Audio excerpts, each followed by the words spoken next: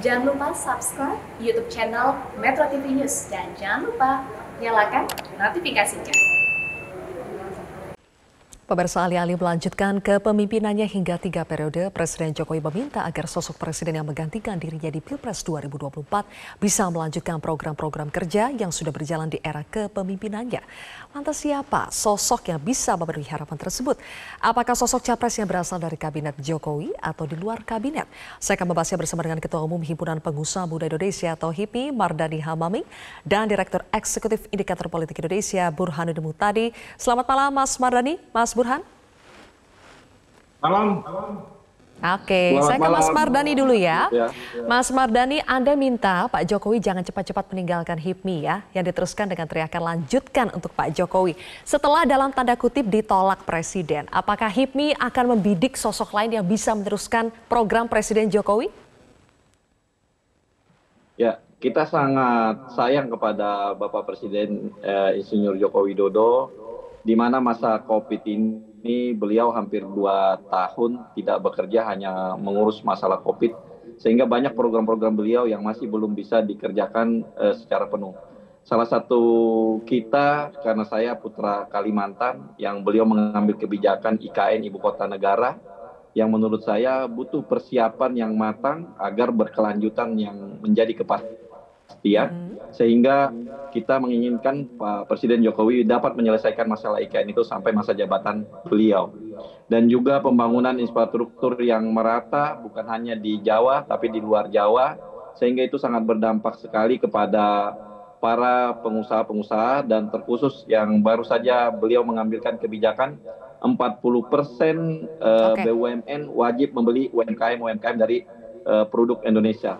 Itu sangat membantu sekali kepada kita pengusaha muda yang kebanyakan kumpul di UMKM, sehingga pasar yang dulunya sulit menjadi mudah karena kebijakan beliau untuk mengharuskan seluruh BUMN membelanjakan dana 40% untuk UMKM yang ada di Indonesia. Nah, itulah yang kita maksud ingin dilanjutkan kepada beliau, siapapun nanti yang menjadi presidennya atau menjadi wakil presidennya bisa melanjutkan apa yang menjadi roadmap pembangunan untuk infrastruktur maupun ekonomi bagi Indonesia, khususnya kita anak muda. Mungkin itu, Mbak. Oke, jadi sama-sama sudah sepakat ya bahwa yang dilanjutkan bukan periode kepemimpinan Presiden Jokowi, tapi memang program-program kerjanya yang harus diteruskan oleh sosok presiden berikutnya. Nah, Mas Burhan, apakah sosok capres yang bisa meneruskan program-program kerja Jokowi ini idealnya berasal dari kabinet Jokowi kah? Kalau ditanya kepada publik, ya, melalui survei opini publik yang dilakukan oleh banyak lembaga, itu tidak harus berasal dari dalam. Jadi kalau kita tanya, kita kebetulan pernah punya survei bulan April dengan pertanyaan yang kurang lebih sama, siapa yang dianggap paling tepat sebagai penerus Presiden Jokowi di 2024, itu jawaban responden derivatif. Jadi kalau misalnya preferensinya ke Ganjar, ke Pak Prabowo, ke Anies Baswedan, ke Mbak Puan, ke Erik, ke Erlangga, dan seterusnya, itu otomatis jawabannya juga sama ketika diajukan pertanyaan siapa yang dianggap paling tepat untuk melanjutkan program Pak Jokowi. Nah, tetapi poinnya adalah kalau kita tanya kepada publik sekarang, itu secara umum Pak Jokowi masih diinginkan oleh publik, meskipun ada constraint secara konstitusional. Apa buktinya? Satu, popularitas Pak Jokowi sekarang sudah pulih, 69% survei bulan Mei menurut indikator, 73,9% menurut SMRC. Yang kedua, indikasinya adalah dari apa yang kita sebut dengan teori pendulum. Jadi tahun 2000, jadi sejak reformasi, Zilvia, itu selalu tiap kali pergantian kepemimpinan nasional, itu siapa yang punya image yang kontras dengan presiden sebelumnya, itu umumnya menang. Jadi dulu Ibu Mega, kemudian setelah Ibu Mega terpilih karena dianggap memiliki image yang kontras dibanding Gus Dur, Ibu Mega kemudian yang terpilih di pemilihan melalui MPR ya, karena ada proses politik akibat digusurnya Gus Dur ya. Kemudian yang kedua setelah Ibu Mega tahun 2004 Pak SBY yang muncul. 2014 Pak Jokowi yang muncul karena dianggap punya image yang kontras dengan Pak SBY. Nah sekarang belum ada tanda-tanda teori contrasting image ini berlaku di 2024. Jadi justru mereka yang dianggap punya personal quality yang mirip dengan Pak Jokowi yang dianggap paling mungkin untuk menang 2024. Nah, masalahnya ini sebagai pengantar, masalahnya tidak ada calon-calon yang dominan yang memiliki kualifikasi personal quality yang mirip dengan Pak Jokowi. Jadi ada dua personal quality yang dianggap penting, yang dianggap sama dengan Pak Jokowi. Satu adalah caring, perhatian sama rakyat. Yang kedua, jujur, bisa dipercaya. Nah, dua hal ini itu menyebar ke Ganjar, ke Pak Prabowo, ke Anies. Tidak ada calon pun yang dominan yang memiliki personal quality yang dianggap memiliki kemiripan dengan Pak Jokowi. Nah, ini yang kemudian menyebabkan sampai hari ini itu relatif calon-calon yang muncul di 2024 itu tidak ada yang dominan. Salah satunya karena memang persepsi publik masih terbelah terkait siapa yang dianggap paling mewarisi personal quality yang dianggap mirip dengan Pak Jokowi. Baik, oke. Ada sejumlah tokoh HIPMI, Mas Mardhani, yang sekarang kan sudah jadi menteri ya. Apakah HIPMI akan mendukung? Siapa tahu salah satu di antaranya ini berpotensi menjadi capres. Kalau HIPMI sudah pasti keluarga HIPMI organisasi besar yang sudah 50 tahun baru saja tadi mengadakan ulang tahunnya. Dan HIPMI sudah menyajikan tokoh-tokoh dari HIPMI, ada Bang Bahlil, ada Bang Eri, ada Bang Sandi, ada Bang Lutfi. Sungguh kalau keluarga HIPMI pasti menginginkan adalah yang menjadi Pak Presiden atau yang melanjutkannya adalah tetap dari keluarga HIPMI. Karena sudah terbukti Pak Presiden Jokowi pernah menjadi anggota keluarga HIPMI dan beliau menjalankan negara ini dengan baik. Dan kita pun mau juga yang melanjutkan beliau adalah juga keluarga dari HIPMI. Dan itu akan dikembalikan kepada rakyat yang memilihnya. Dan apa keputusan rakyat, karena rakyatlah yang memilih itu semua, HIPMI hanya menyuguhkan bahwa inilah kader-kader HIPMI yang potensial yang sudah diperlihatkan di masa jabatan Pak Jokowi. Terima kasih. Oke, di antara kader-kader HIPMI yang tadi disebutkan sejumlah menteri, siapa sih sebetulnya yang dianggap paling cocok sebagai capres kalau berdasarkan keinginan HIPMI? Kalau saya semuanya menginginkan dari keluarga HIPMI, silahkan masyarakat yang menilainya, karena kader HIPMI bukan kader kaleng-kaleng yang sudah terbukti dan teruji. Dan Menteri Investasi, ada Bang Erik, ada Bang Lutfi, dan juga ada Bang Sandiaga Uno. Semuanya mempunyai kesempatan yang sama, tinggal masyarakat yang menilainya. Keluarga HIPMI semuanya harus dekat dengan pemerintah, dan biasanya HIPMI siapapun yang jadi, HIPMI akan selalu masuk di dalam pemerintahan itu. Oke, Mas Burhan, kalau tadi disebutkan bahwa selama ini trennya figur yang bisa menang dalam kontestasi capres itu adalah figur yang dianggap kontra dengan presiden yang sebelumnya. Tapi untuk kali ini apakah bisa jadi ada hal yang berbeda? Karena kan selama ini kita lihat Presiden Jokowi menggunakan politik yang merangkul ya. Prabowo saja bisa masuk ke dalam kabinet. Apakah akan ada sesuatu yang berbeda di tahun 2024 nanti? Nah, teori contrasting image itu minimal sampai bulan Mei 2022 itu belum terkonfirmasi. Kita punya data tren sejak 2003 sampai sekarang, umumnya ketika Pilpres dilakukan di saat petahana tidak bisa maju lagi, 2009 ketika PSB tidak bisa maju lagi karena sudah 2 kali terpilih, ya betul, 2014. Kemudian 2024 nanti tentu saja karena Pak Jokowi tidak bisa maju lagi, itu umumnya kalau kita tracking ke belakang, itu mereka yang punya image yang kontras dengan presiden sebelumnya, itu yang diinginkan oleh publik. Jangan lupa Pak Jokowi ketika menjelang 2014, itu citra atau brand yang ingin ditampilkan adalah brand yang berbeda sekali dengan apa yang selama ini dikenal atau diasosiasikan dengan Pak SBY. Ya. Pak SBY itu kan sangat intelektual, kemudian gagah gitu ya.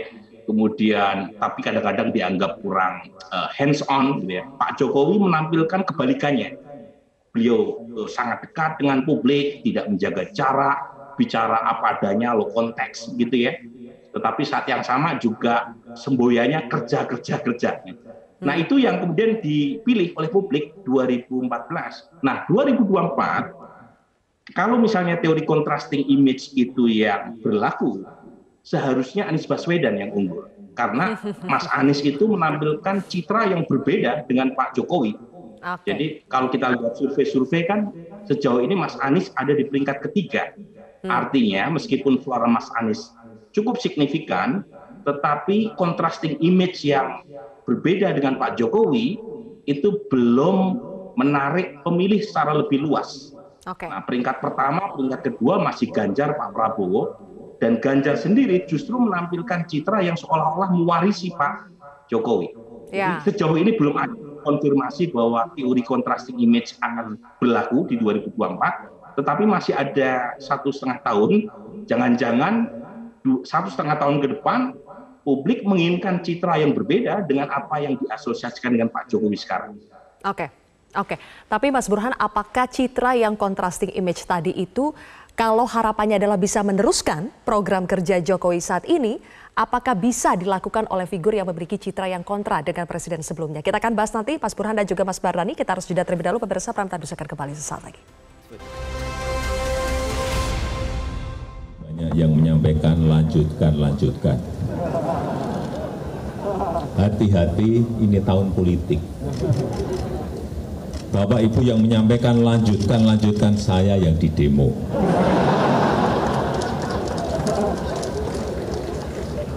Kan kejadiannya sudah terjadi. Pertama menyampaikan Pak mantan Ketua HIPMI, Pak Menteri Investasi, karena alasan ini lanjutkan. Besoknya nggak ada sehari saya yang di demo besar-besaran.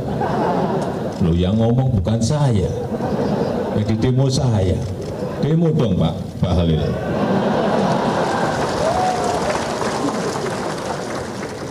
Nanti ini sama, kalau nggak saya jawab, nanti di demo HIPMI. Bukan HIPMI yang di demo, tapi saya. Hati-hati, sekali lagi ini tahun politik.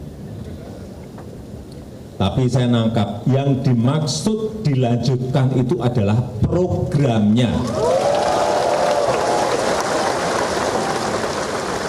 Pemimpinnya siapapun terserah. Tapi yang dilanjutkan adalah program-programnya. Baik, pemirsa, kami kembali melanjutkan dialog bersama dengan Mas Mardhani dan juga Mas Burhan. Mas Mardhani, tadi kita sudah sama-sama sepakat ya, yang penting adalah yang dilanjutkan adalah programnya. Tapi kalaupun nanti pemimpinnya memiliki citra yang berbeda seperti yang Mas Burhan tadi sampaikan dengan presiden yang ada sekarang, Presiden Jokowi, apakah ini tidak masalah buat HIPMI? Citranya boleh berbeda, tapi yang penting programnya dilanjutkan, atau memang sebaiknya sampai ke citranya juga harus mirip dengan Presiden Jokowi? Kalau HIPMI yang terpenting adalah sebenarnya siapa yang bisa melanjutkan program Pak Presiden Jokowi, dan sesuai dengan pidato saya yang saya sampaikan ulang tahun HIPMI, mana calon presiden yang bisa membuat regulasi yang memberikan kesempatan kepada anak muda atau pengusaha HIPMI.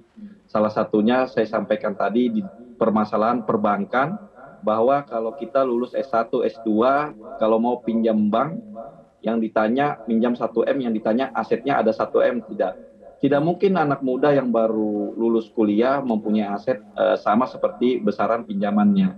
Pinjaman seperti apa yang saya maksud? Kepada pengusaha-pengusaha pemula yang sudah berjalan usahanya, tapi dia kekurangan modal, sehingga harus ada intervensi dan support pemerintah, dibuat regulasi aturan untuk membantu pengusaha-pengusaha muda itu agar dia bisa menjadi pengusaha lebih besar, yang tanpa ada agunan aset, tapi agunan boleh dipakai ijazahnya dia, sehingga dia bisa memperbesar usahanya.